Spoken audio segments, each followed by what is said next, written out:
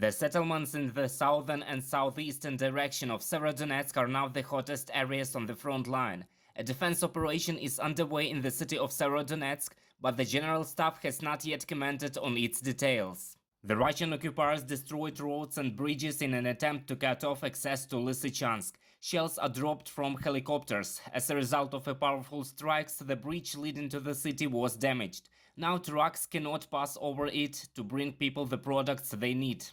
The road that leads to Lysychansk is completely damaged, and it is simply impossible for trucks to pass through it. For now, essentially, there are reserves because humanitarian kits have been brought in daily.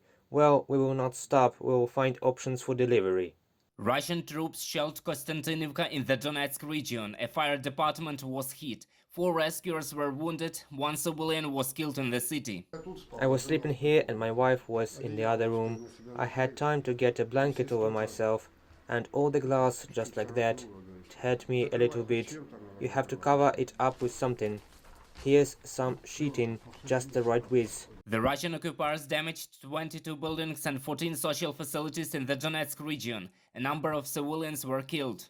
Russia kills civilians. On June the 24th, the Russians killed 5 residents in Donbass, 2 in Ryhorodok, 2 in Stary Karavan, and 1 in Konstantinivka. Another 4 people were wounded. Pavlo Kyrylenko, head of the Donetsk Regional Military Administration.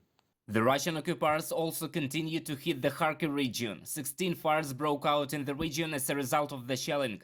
Residential houses, household buildings, cars, administrative and industrial buildings were damaged. Also, the day before, an ambulance vehicle was hit by enemy fire. The paramedic was wounded.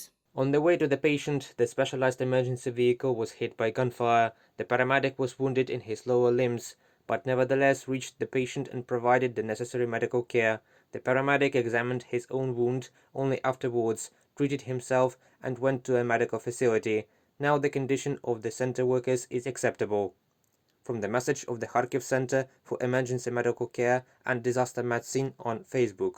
The Russian occupiers are also targeting the city of Kharkiv itself. Meanwhile, rescuers and pyrotechnics continue to clear the city of unexploded shells.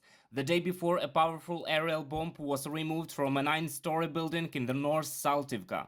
Back in March, it was dropped by the Russian army from an aircraft, but it didn't explode and got stuck on the technical floor of the building.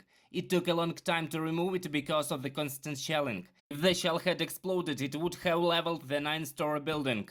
The armed forces of Ukraine pushed back the enemy from defense positions in the Kherson region, and in the city of Kherson itself, the car of local collaborator Dmytro Savlychenko was blown up. Russian media reported that he died on the spot. A pro-Russian activist and traitor was blown up in a car in one of the yards in Kherson in the morning. This will happen to every traitor. This is the precise work of the guerrillas. Now, this guerrilla warfare will only increase. Serhiy Haidai, advisor to the head of the Kherson Regional Military Administration. Artillerymen of the Ukrainian Air Assault Forces eliminated an enemy convoy with ammunition and fuel. Also, during the past day, the Ukrainian Armed Forces eliminated 2 T-72 tanks, a G-Atsint large-caliber field gun, and 46 Russian soldiers in the south of Ukraine. Reported by Roman Smoler, Mariana Krejcet, UATV News.